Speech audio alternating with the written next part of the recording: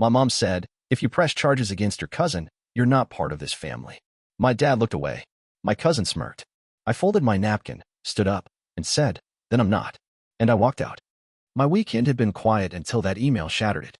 I was standing in the kitchen, coffee mug in hand, flipping through photos I'd taken during my last trip to Glacier National Park, when the subject line popped up on my screen. Payment delinquency notification, drone lease account. At first, I thought it was spam, some kind of phishing thing. But then I saw the details. My name, my address, the last 4 digits of my social, all accurate. My heart stuttered. I reread the message 3 times. According to the email, I was delinquent on a lease for a set of high-end aerial drone equipment, leased 6 months ago through a company I'd never heard of. I dropped my coffee. The mug hit the tile and cracked in 2. My name is Sasha Lane. I'm 34 years old. I live in Bozeman, Montana, and I've spent the last 10 years building a quiet, deliberate life as a wildlife photographer. I live modestly. My gear is expensive but always paid off. And I've never, not once, taken out a personal loan for anything drone-related. I grabbed my laptop and logged into the financial site. My hands trembled as I clicked through the leasing documents. The contract was signed. The email listed a shipment address. Not mine, but familiar. Very familiar. My stomach sank as I read it out loud. 1814 Reservoir Street, Missoula, Montana. Lionel's place. I hadn't thought about that address in years, not since the last time I visited my cousin Lionel's so-called workshop. Back then, it was just a dusty garage full of half-assembled tech and grand plans. I hadn't been there since he tried to rope me into his drone-based ecotourism startup idea. I'd laughed it off. Told him I wasn't interested in flying people around the forest like some sort of air taxi for birdwatchers. I remember him pouting. We could make a killing, he'd said, shoving a business plan in my face. You have the name, the credibility, the brand. I told him no. Now this. I stared at the lease contract. There was a copy of my ID attached. An old one, a photo taken years ago, back when I still had bangs and that terrible red coat. That ID had been in my bag during my last visit. I'd lost it while staying overnight. I should have canceled it back then. I just never thought. No, I had thought. I just trusted that Lionel wouldn't do something like this.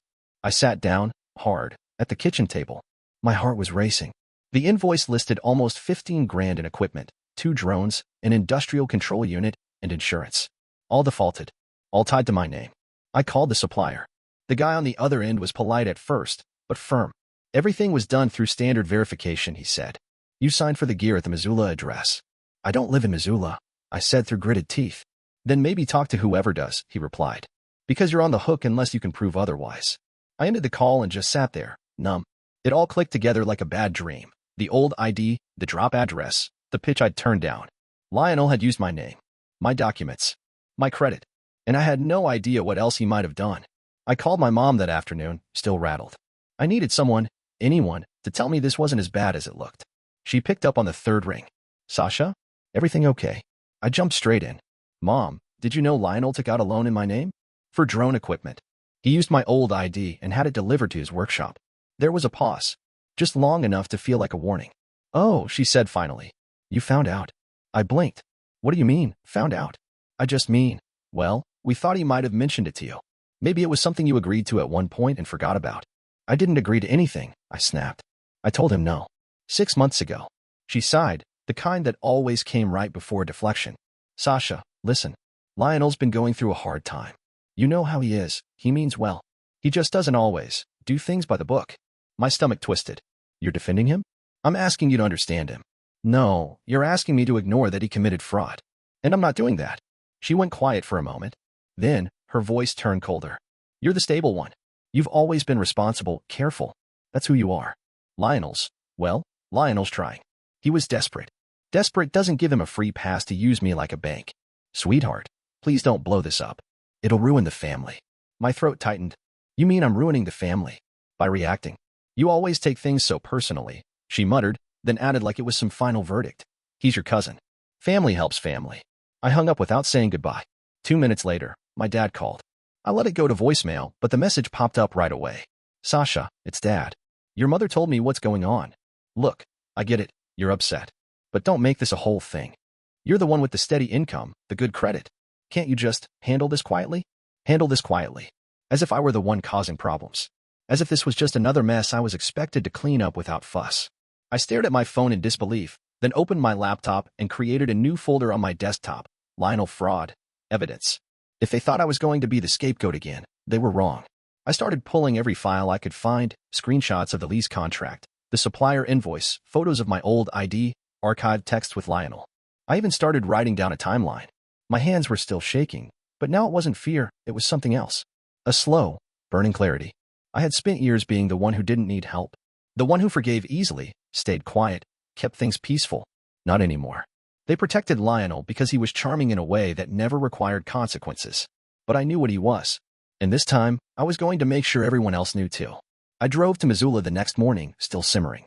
Lionel worked out of a co-op garage on the edge of town, a space he shared with two other guys who built custom electric bikes and made beer can sculptures out back. When I walked in, the place smelled like solder and stale weed. He was hunched over a monitor, headphones on, tapping away at something that looked suspiciously like flight mapping software. He didn't even flinch when I called his name. Lionel. He turned around, pulling off the headphones with that familiar lopsided grin. Sash. Whoa, surprise visit. You never come out here. I crossed my arms. Yeah, well, I don't usually check my email and find out I'm thousands of dollars in debt. He paused, blinked, then stood slowly. So I'm guessing you talked to the supplier. You mean the one who thinks I owe him for drones I never ordered? Yeah, I talked to him.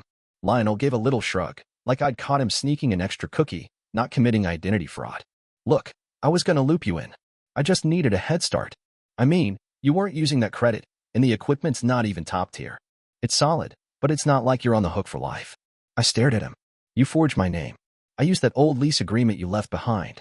Technically, you gave me permission to act as a co-signer when we first talked about the business. That's what the doc says. You're unbelievable. He held up his hands, palms out. Sasha, come on. It's not like I took out a mortgage. It's gear. For a project that you would have benefited from if you hadn't bailed. I didn't bail. I declined. He waved it off. Same thing. I stepped closer, my voice lowering. You committed fraud, Lionel. That's not just shady. It's illegal. He scoffed. Jesus, calm down. We're family. That doesn't mean I have to let you get away with it. He looked at me like I was the unreasonable one, like I just threatened to light his van on fire. What are you gonna do? Report me? Come on, you wouldn't go that far. I didn't answer. I just stared at him, holding the silence long enough for it to get uncomfortable. Lionel's smile faded slightly. You're serious? I turned and walked out. Behind me, he called. Sasha, don't be dramatic. We're blood. I didn't look back.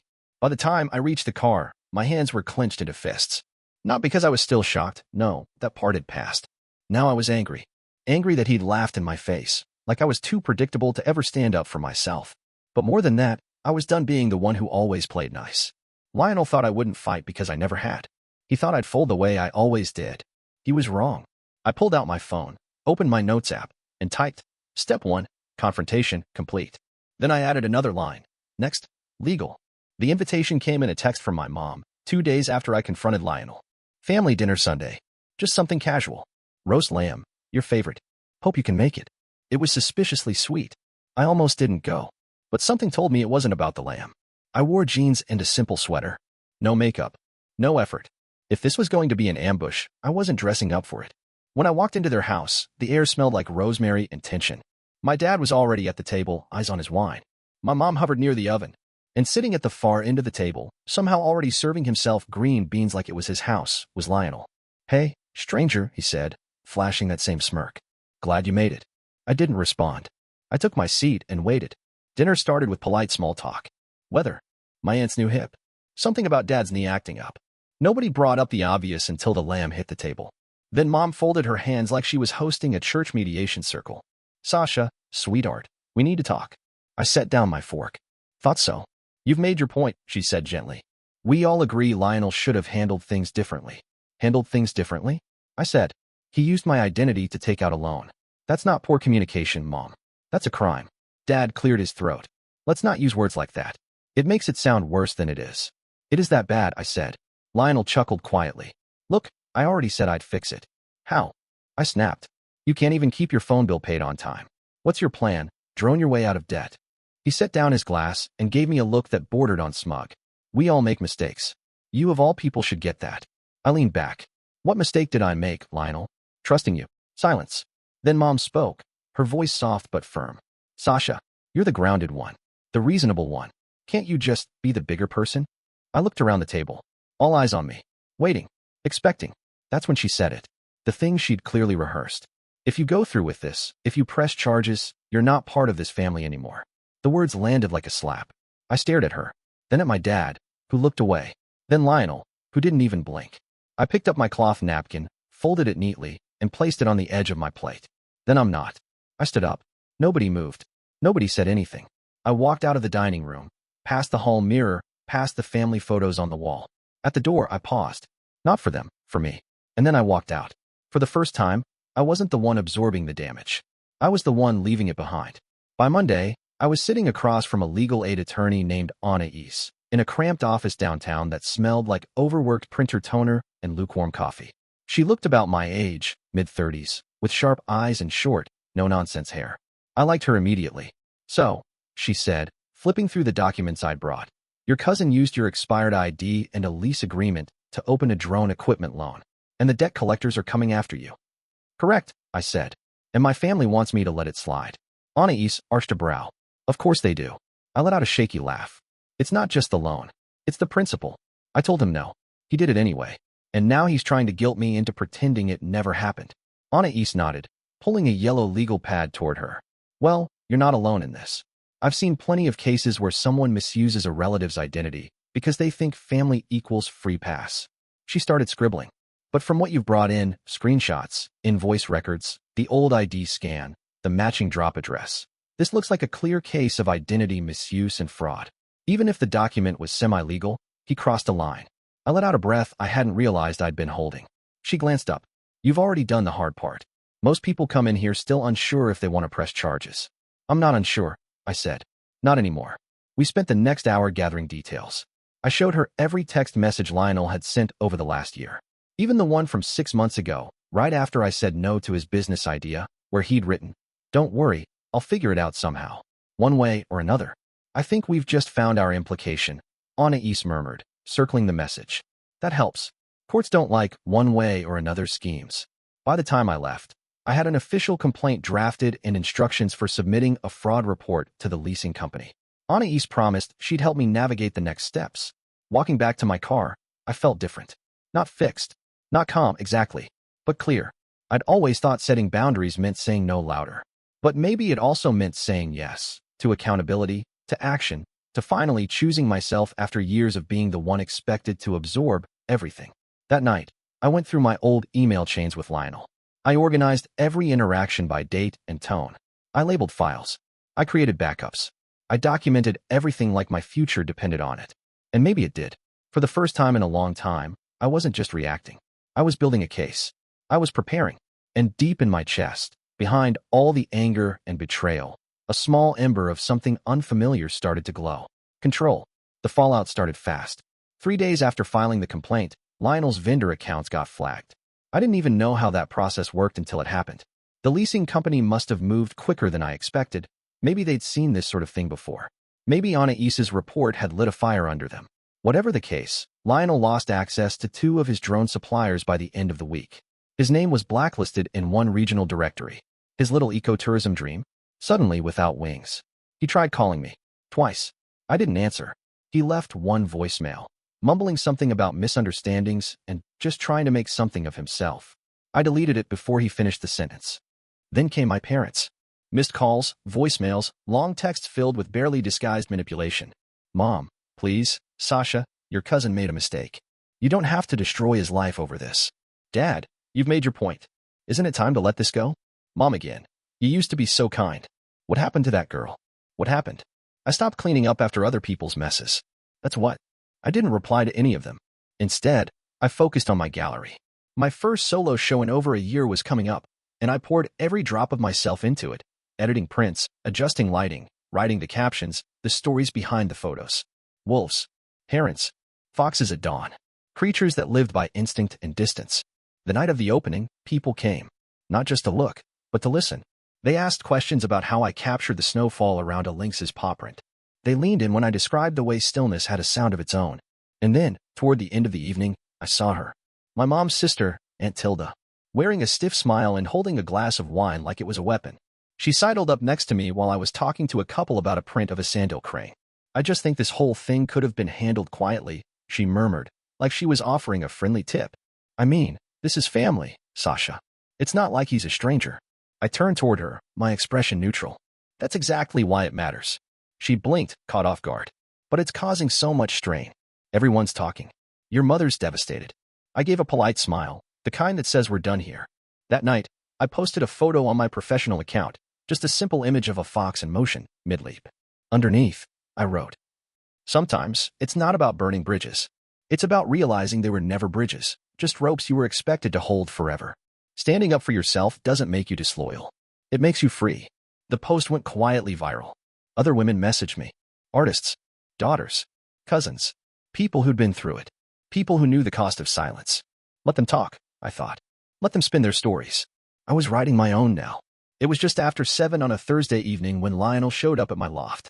I'd just finished dinner, miso soup and leftover rice, and was rinsing the bowl when someone started pounding on the door. Not knocking. Pounding. I knew it was him before I even looked through the peephole. When I opened it, Lionel was standing there, disheveled. His hair looked like he'd run his hands through it 1,000 times. His hoodie was stained. His eyes were red, not from crying, but from not sleeping. "You happy now?" he barked. I leaned against the doorframe.